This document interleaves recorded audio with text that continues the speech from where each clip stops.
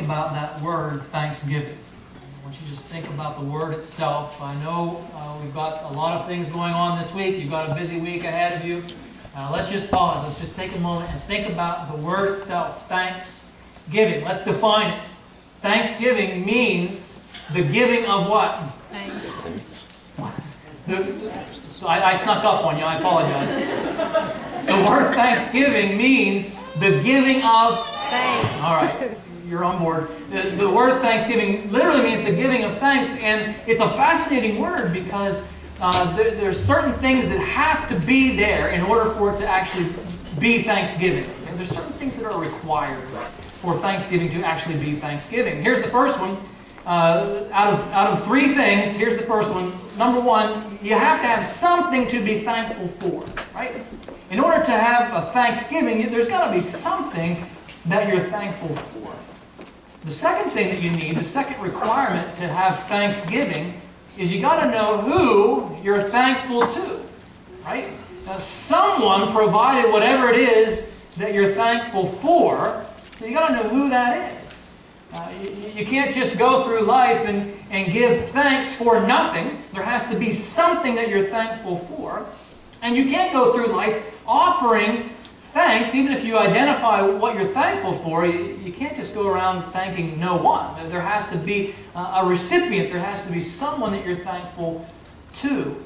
Because offering words of thanksgiving, and this happens, I think, sometimes, where maybe we go around the table and we say, I'm thankful for this, and I'm thankful for that. But if we're offering up these words of thanksgiving without any clue who we're actually thankful to, then really we're not doing anything more than offering up empty and meaningless words. You would never write, at least I hope you wouldn't, and if you would, I'm going to encourage you not to, you would hopefully never write a generic thank you for nothing card and then send it to someone at random. Now, if you've been thinking about doing that lately, please don't. It's not a good idea. Because think about the recipient of that card. Someone who gets this card in the mail, and they open it up, and it says, thanks for nothing. They're either going to be really confused by that, or very offended. And both responses make sense, because no one just sends a card that says, thank you for nothing, unless they're trying to be rude, or some crazy person sent you this, and why did I get this thank you card for nothing? Thanksgiving, the giving of thanks, requires that we know what we're thankful for and to whom we are thankful to. Now, I think you would agree, as a Christian, we've got a lot to be thankful for, don't we, Christian? Well, that was really lackluster. I'm going to give you another chance, because if that's your response level, maybe you need to revisit the question. As a Christian, we've got a lot to be thankful for. Yes? Yes. Oh, there we go. We do. We have a lot to be thankful for. And I think theologically we know as Christians who we need to be thankful to. We know that God is the source of all good things, right? That we know that it is from His hand that these blessings pour out from His hand into our lives. Right? These things that we're thankful for. So theologically we know that to be true. James 1, 16 and 17, if you want to open your Bibles there, that's fine. James 1, 16 and 17 It says, don't be deceived. Don't be deceived, my dear brothers, because every good and perfect gift comes from who?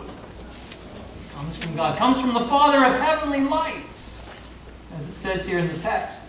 And He does not change like shifting shadows. In other words, that's always going to be true of God. That's never going to change. He's always going to be the source of those good things in your lives. Right? He's always going to be the source of those blessings. And sometimes those blessings, they take different forms. Sometimes they look positive to us, and sometimes those blessings are hard. But He's the source of all good things. Every good and perfect gift is from God. And there's this one more element that we need to talk about. There's one more requirement in order for thanksgiving to be thanksgiving. In order for thanks to be given, we have to actually give it. Does that make sense? We have to actually give it. We not only need to know what we are thankful for and to whom we are thankful to, but we have to actually give thanks. Or it's not really thanksgiving. If the giving of thanks has to be communicated in order for it to be thanksgiving. Otherwise, it's just thanks thinking. It's just thanks feeling. It's not actually thanksgiving. Do you see the difference between what I'm talking about? Okay. So what I'd like to talk about today and then into next week is the idea of how do we give thanks? What ways can we come up with in order to actually give thanks? Because it's great for us to be able to identify the blessings in our lives. Right? Count your many blessings. Name them one by one. Right? We can do that, and it's good to be able to identify blessings. And it's good to have the theological understanding to know that these blessings come from the hand of God. That's all good. And we need to know those things. They're the foundation of this. But at some point, we've got to figure out some ways in order to actually give thanks to God for His many blessings that He showers upon us. Because if we don't know how to, or we simply fail to actually give God thanks, then we're not really understanding thanksgiving. We're falling short of what that word means. So I'd like you to start with me in Luke chapter 17. If you'd open your Bibles to Luke chapter 17, we're going to start with verse 11. This is the story of the 10 lepers. And you may be familiar with the passage, you may not.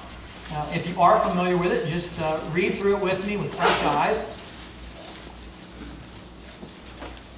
Luke chapter 17, verse 11. Now on His way to Jerusalem, Jesus traveled along the border between Samaria and Galilee. As He was going into a village, 10 men who had leprosy met Him. And it says here that they stood at a distance. Now you may be familiar with this condition, and you may know why. If you don't, I'll share that with you in a moment. But it says here that they stood at a distance, and they called out in a loud voice, "Jesus, Master, have pity on us." Why did they call out to Jesus in a loud voice? They're standing at a distance. Because they were standing at a distance. Right? Get it? Follow along here with what's happening. Verse 14 says, when He saw them, He said, "Go, show yourselves to the priest." And we'll talk about what the significance of that is in a moment as well. Go show yourselves to the priest. And so they went, and it says, as they went, they were cleansed. They were cleansed. Verse 15. What's the word? One of them. Let that sink in for a moment. How many were there? There's 10 originally. How many? One of them. When he saw that he was healed, right? Because they were healed on the way, right? They had to have faith, right? That they would be healed. And so they turned and they started going into town to present themselves to the priest. And on the way, they're healed. And they realize this, they look down, they see that they are cleansed, and it says that one of them, when he saw he was healed, came back, praising God in a loud voice. Now, why is this one using a loud voice now? He's excited. Because he was cleansed, because he's healed, because he's excited, because he's thankful. And he's coming back to show his thankfulness and to say thank you to Jesus. It says in verse 16, he throws himself at the feet of Jesus and he thanked him. Now, you may have a parentheses, you may have a dash, you may have some way of setting this part of the story aside for you. That's for your benefit if you're reading this. It says here, almost as a PS, almost as an addition to the story, it says, and he was a Samaritan. And we'll talk about the cultural significance of that in just a moment. But it says in verse 17, Jesus asked, wait a minute, were not all 10 cleansed? Now he knew the answer to that question, didn't he? Somewhat of a rhetorical question. He already knows he cleansed all 10 of them. And then he says, where's the other 9? Where are the other 9? Was no one found to return and give praise to God except this foreigner, this Samaritan? And he said to him, rise and go. Your faith has made you well. Let's talk about the significance of these men's condition. Leprosy at this time in the days of the early church. The significance of their condition meant that they were, because they had leprosy, they were banished from their community. They were forced to live outside the walls of the community. They were not allowed to participate in work. They were not allowed to participate even with their families. They were isolated. They were forced to live outside of the community from their families, almost in a quarantine type situation. Now, that means for them significant poverty. Not only does that relationship issue hurt, right, because they can't see their family and their friends, the people that they used to work with, but it means for them poverty. If they can't work within the community, and there was no social security at that time, right, that meant poverty for them. It meant isolation. It meant rejection. When it says there in the text that they had to stand at a distance and they had to use a loud voice, we know what was happening there. They were required, they had to wear certain clothing to identify themselves as lepers. They also had to say when people would come near, they had to use the phrase unclean. Don't come near, we are unclean. They had to identify themselves this way to those who would come near. I mean, just think about that moment if that was you. How you would already physically feel, and then to have to broadcast that, and anytime anyone would come near, you'd have to remind them of your condition. Not only were they socially rejected, but they were also not allowed to worship at the temple. Spiritually, they were viewed as unclean as well. So they've also been isolated from the people that they would worship with. Now you take all of that, put yourself in that kind of situation. So you've got a physical disease that is painful.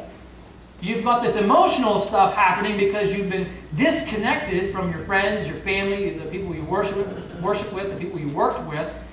You've got all of this isolation happening, and the end of all of that is death. That's what you had to look forward to.